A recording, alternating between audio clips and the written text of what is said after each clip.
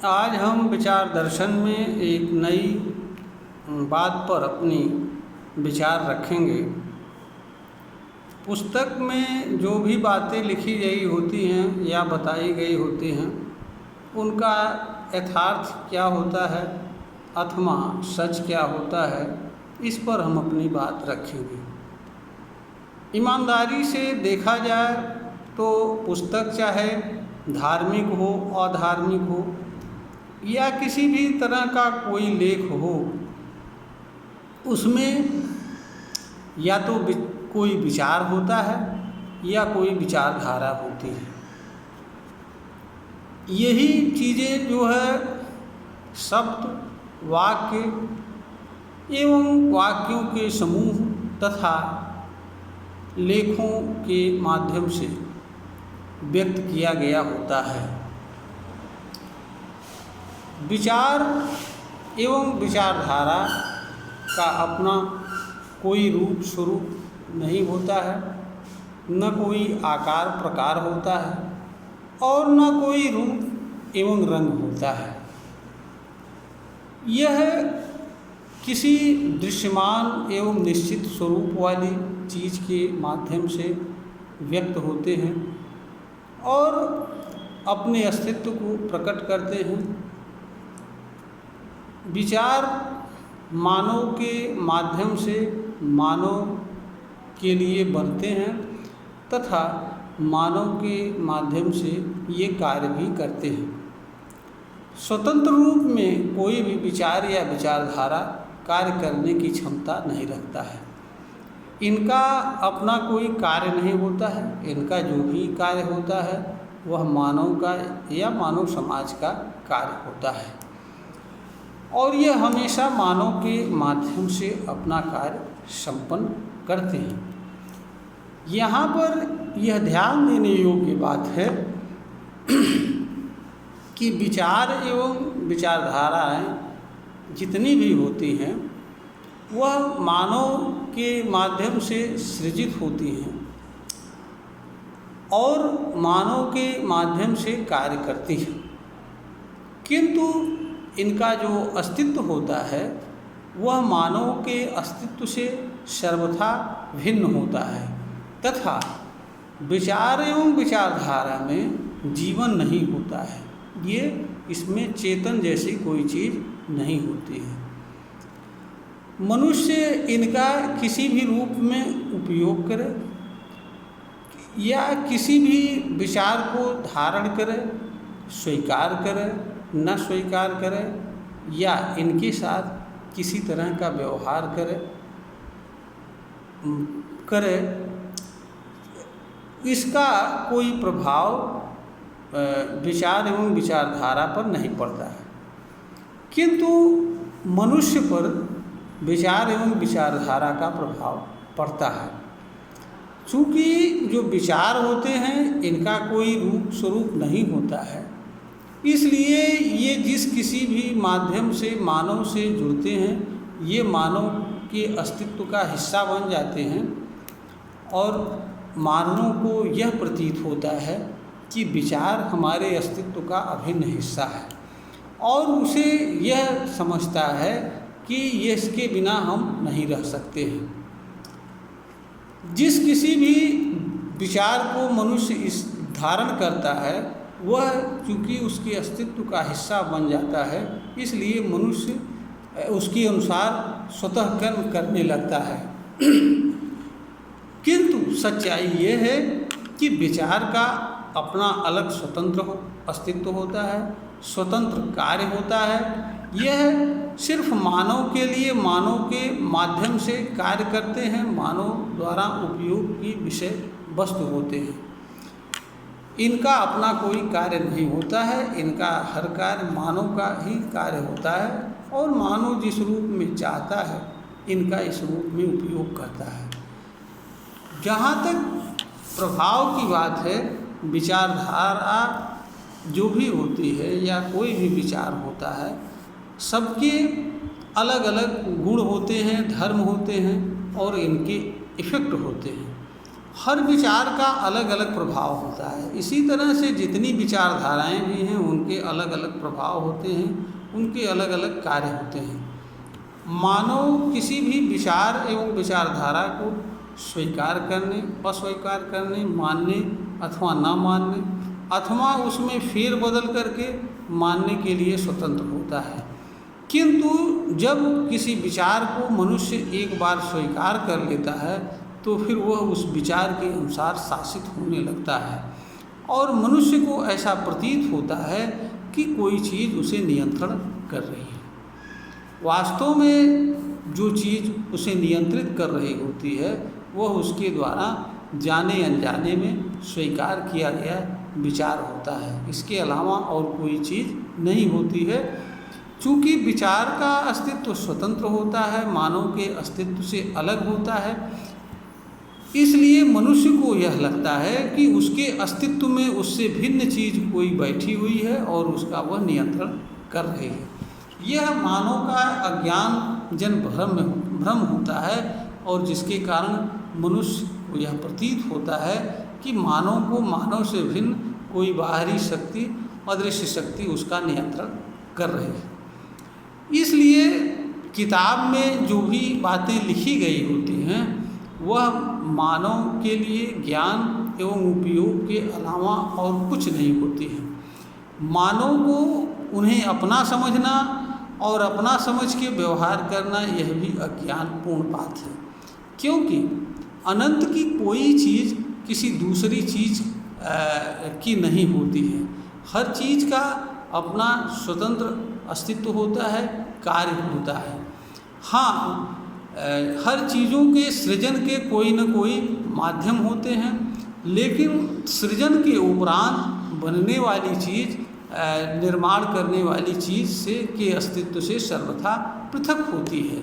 जैसे एक घड़ा का निर्माता कुम्हार होता है, किंतु जैसे ही घड़ा का निर्माण होता है वैसे ही घड़ा अपना स्वतंत्र अस्तित्व कायम कर लेता है और वह अपने अस्तित्व एवं अस्तित्व से जुड़े गुण एवं कर्म को करता हुआ अस्तित्वमान रहता है। घड़ा निर्माता एवं क्रेता तथा किसी भी प्रकार से जिसके पास पहुंचता है उनमें से किसी के साथ कोई भेदभाव नहीं करता है, बल्कि एक समान व्यवहार करता है। यही दशा पुस्तकों में लिखे गए विचार एवं विचारधाराओं की होती है। वह चाहे पुस्तक का लेखक हो या पुस्तक में लिखी गई बात को जानने वाला व्यक्ति हो अथवा पुस्तक को खरीदने वाला व्यक्ति हो अथवा पुस्तक से किसी भी रूप में जुड़ने वाला अथवा पढ़ने वाला व्यक्ति हो, उस सभी के साथ पुस्तक में से संबंध रखने वाला विचार एवं विचारधारा हर किसी के साथ एक समान व्यवहार करता है, किसी तरह का भेदभाव नहीं करता है। वह हर किसी के साथ अपने गुण एवं धर्म के अनुसार व्यवहार करता है। इसलिए मानव को कभी भी यह नहीं समझना चाहिए कि यह हमारा विचार है, यह उसका विचार है। वास्तव में विचार का अपना एक अलग अस्तित्व होता है और अपने अस्तित्व के अनुसार वह मानव से जुड़ करके मानव के साथ कार्य करता है और मानव पर अपना प्रभाव छोड़ता है। सारा चूँकि मानव चेतनशील प्राणी होता है, इसलिए मानव के माध्यम से जो भी क्रिया एवं कर्म संपन्न होते हैं उन सभी का प्रभाव मानव पर सीधा पड़ता है। इससे बचने की कोई क्षमता मानव के पास नहीं रहती है। मानव के पास केवल यही क्षमता रहती है कि वह जिस विचार को चाहे उस विचार को स्वीकार करे, जिस विचार को न चाहे उस विचार को न स्वीकार करे और जिस विचार को वह जिस रूप में चाहता है उस रूप में स्वीकार कर सकता है और उसके साथ व्यवहार कर सकता है। मानव के पास यह क्षमता होती है कि जो विचार एवं विचारधारा उसके लिए पीड़ा एवं दुख का कारण बनते हैं उनसे वह स्वयं को दूर रख सकता है। उनसे जुड़ा नहीं कर रखना चाहता है तो नहीं रख सकता है, उनसे विमुख रह सकता है, दूर रह सकता है। और जो विचार एवं विचारधारा उसके लिए कल्याणकारी होते हैं, अच्छे होते हैं, सुखद जीवन के लिए आवश्यक होते हैं या जिनके माध्यम से मानव का विकास संभव होता है, उसकी सुखद जीवन मिलता है, आनंद मिलता है, ऐसे विचारों को मनुष्य स्वीकार कर सकता है एवं कार्य कर सकता है। तो स्थिति जो यह है, पुस्तक का जो यथार्थ एवं सच ये है कि पुस्तक ही नहीं, पुस्तक में लिखी गई बातें, पुस्तक से जुड़े विचार एवं भाव, हर चीज़ का अपना स्वतंत्र अस्तित्व होता है और हर चीज़ें अपने अपने गुण एवं धर्म के अनुसार कार्य करती हैं। कोई पुस्तक और उसमें लिखा गया कोई विचार मानव का नहीं होता है और न मानव को कभी इस रूप में समझना चाहिए, क्योंकि वह कोई भेदभाव नहीं करती है। पुस्तक किसी भी धर्म की हो या किसी भी तरह की पुस्तक हो, वह पुस्तक लिखने वाले, पुस्तक को प्रकाशित करने वाले, पुस्तक को बेचने वाले, पुस्तक को खरीदने वाले, पुस्तक को पढ़ने वाले या जो लोग भी किसी भी तरीके से पुस्तक से जुड़ते हैं, उनमें से वो किसी के साथ किसी तरह का भेदभाव नहीं करती है, न किसी के साथ पराया का भाव रखती है और न किसी के साथ अपनापन का भाव रखती है। यह बात मानव को भी समझना चाहिए कि मानव के लिए भी कोई चीज़ न तो उसकी है और न दूसरे की है। हर चीज़, जो भी चीज़ें हैं, उसके लिए एक तरह की उपयोग की चीज़ें हैं। पुस्तक मानव के लिए ज्ञान एवं आवश्यकता के अनुसार पुस्तक से प्राप्त ज्ञान उपयोग की चीज़ होता है। इसके अलावा पुस्तक का कोई मतलब नहीं होता है। पुस्तक किसी की होती नहीं है, न उसमें भरा हुआ ज्ञान किसी का होता है। वह सबके लिए होता है और सबके लिए एक समान रूप से कार्य करता है। इसलिए किसी के द्वारा यह समझा जाना कि ये हमारे नबी का है ग्रंथ है, यह हमारे ईश्वर का ग्रंथ है, यह हमारे अल्लाह का ग्रंथ है या अमुक रचनाकार का है, यह सब निरर्थक बातें हैं। किसी भी पुस्तक का रचनाकार कोई हो सकता है, हर कार्य हर आदमी नहीं कर सकता है और न हर कार्य के लिए हर आदमी बना होता है। इसलिए जिस कार्य को जो आदमी इस धरती पर कर पा रहा है वह कर रहा है और जिसका जो योगदान बन पा रहा है वो दे रहा है। सबके अलग अलग, हर मानव के जन्म एवं जीवन का उद्देश्य तथा कर्म अलग अलग होता है। इसलिए किसी के साथ किसी मानव की तुलना करना भी अज्ञानपूर्ण है, मूर्खता है। इससे मानव का नुकसान होता है, फायदा कुछ भी नहीं होता है। यह बात हर मानव को जाननी एवं समझनी चाहिए। तो पुस्तक का सच ये है कि पुस्तक में जो भी विचार एवं विचारधारा जुड़ी रहती है वह किसी की नहीं होती है, वह सबके समान एक समान व्यवहार करती है। इसलिए मानव का भी यह कर्तव्य बनता है कि पुस्तक में जो भी बात लिखी गई है उनसे व्यक्त होने वाला जो विचार है या विचारधारा है उसको निष्पक्ष भाव से पढ़ना चाहिए, समझना चाहिए, देखना चाहिए। और अगर मनुष्य को ऐसा लगता है कि इसके माध्यम से हमारा कोई भला हो सकता है, कल्याण हो सकता है, तो उसे स्वीकार करना चाहिए। और उसे यह लगता है कि अगर पुस्तक में लिखी गई बात सत्य है, यथार्थ है, तो उसे मानना चाहिए, अन्यथा नहीं मानना चाहिए। क्योंकि सत्य असत्य, अच्छाई बुराई का संबंध सिर्फ और सिर्फ मनुष्य से होता है और इनको जानने एवं समझने तथा निर्णय करने की क्षमता भी मानव के पास होती है। जो मनुष्य अपनी क्षमता का उपयोग नहीं करता है वह वास्तव में अपने साथ अन्याय करता है और अपने ही साथ नहीं, वो संपूर्ण मानव जाति के समाज के साथ अन्याय एवं धोखा करता है। तो जो चीज़ आपके पास है उसका हर मनुष्य को बेहतर से बेहतर तरीके से उपयोग करना चाहिए। ये मनुष्य की समझदारी है, यही बुद्धिमत्ता है। इसलिए किसी भी पुस्तक में लिखी गई जो भी विचार है, विचारधारा है, उसे किसी मानव को अपना या पराया नहीं समझना चाहिए।